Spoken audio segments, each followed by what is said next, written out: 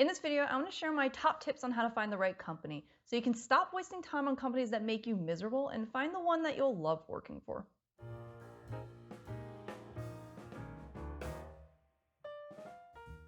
Hi, and welcome back to another segment of Triple T, where I reveal my top tips and tricks to help you excel at work and reach your highest potential. I'm Allie, and in this video, I'm going to discuss my top tips on how you can find the best company for you. With a record-breaking number of employees quitting their jobs in 2021, it's no secret that employees are unhappy with their companies. And to make matters worse, a survey conducted by PwC found that 64% of employees who are still with their respective companies were actively searching for new jobs in August 2021. What these statistics are showing is that employees want more from their companies, and if they aren't going to get it, then they're going to leave and find it elsewhere. But the question is, how do you go about doing that? The last thing you want is to waste your time finding a new job just to end up with a company that's a spitting image of your last company, if not worse. So to help you out, I'm going to share some of the best ways you can figure out if a company is right for you. These tips have been tried and tested and are often what I recommend to my students who are on the job market. So if you're ready to find your dream company and love your job again, then sit back, relax, and grab a drink, and I'll get started. Tip 1, know what you need. To start us off on my top tips for finding the right company, you need to be aware of what you need from a company. There's no point investing all your time and resources into applying for companies if it's not clear what makes you happy and satisfied. So before you start rolling up your sleeves and applying for a new job, take some time to jot down everything you want from your ideal company. You're your best source, so use your previous work experience to help you identify what you truly need from a company. And once you do that, make sure to rank your priorities from most to least important, so you have something to reference later when determining if a company is the right fit for you. Tip 2, investigate. Following that last tip, once you know exactly what it is you need from a company, then you can start researching companies to determine if they're worth applying to. And one of the best ways to figure this out right off the bat is to comb through the company website and review employee and customer ratings. And whatever you do, don't underestimate a company's mission statement and values. This can communicate a lot about the company's priorities. Take Amazon, for example. The first leadership principle listed on their website is customer obsession. Just from that and the explanation they provide, Amazon's making it clear that they want you to work to the bone to make customers happy. Now, if that's what you want in a job, great. Then they might be a company to consider. But if not, then don't bother applying. You'll be miserable and end up back where you started. So make sure you put some time into investigating potential companies. There's a lot of biased information out there that can skew your perspective on a company in a good or bad way. But if you read between the lines and don't take anything at face value, it can be a huge time saver. Tip 3, interview the interviewer. Many people assume that an interview is an opportunity for employees to learn more about candidates, but it's also a chance for candidates to learn more about potential employers.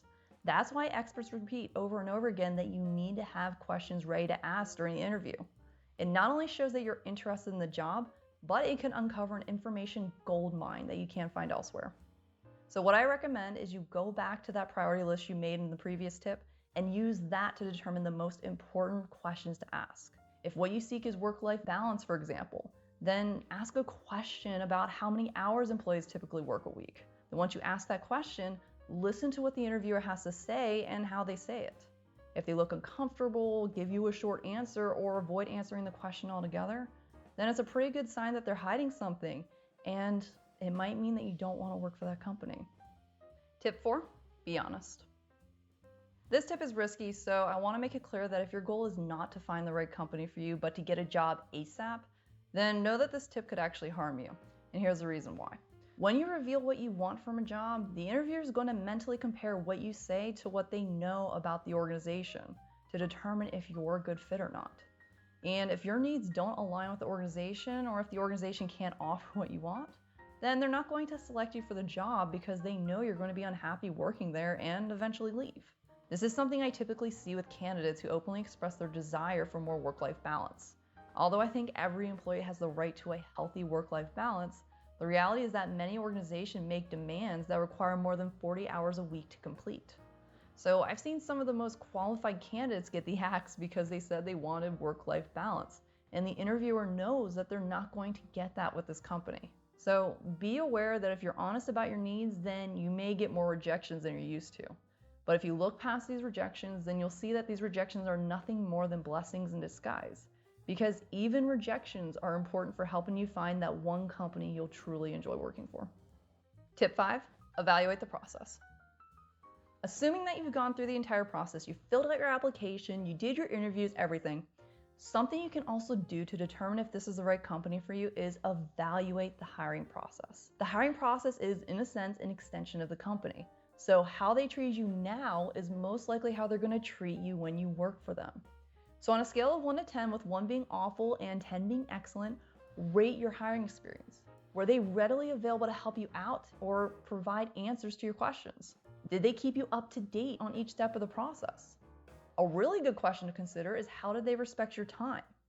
If the company was constantly canceling on you last minute or rescheduling at inconvenient times, then there's a good chance that that's what you can expect working for them later. So all in all, the big takeaway is, if you want to find the right company, then you need to think about the hiring process and how that may be a reflection of the company overall. Tip 6, keep applying. The next one's pretty obvious, but I think it's important to talk about. Finding a job, let alone a job at your dream company, is a numbers game that requires a lot of time and effort to achieve. If you don't want to feel pressured to pick the first company that offers you a job, then you need to put yourself in a strong position by having several job offers available to pick from. And the best way to do that is simple: constantly apply.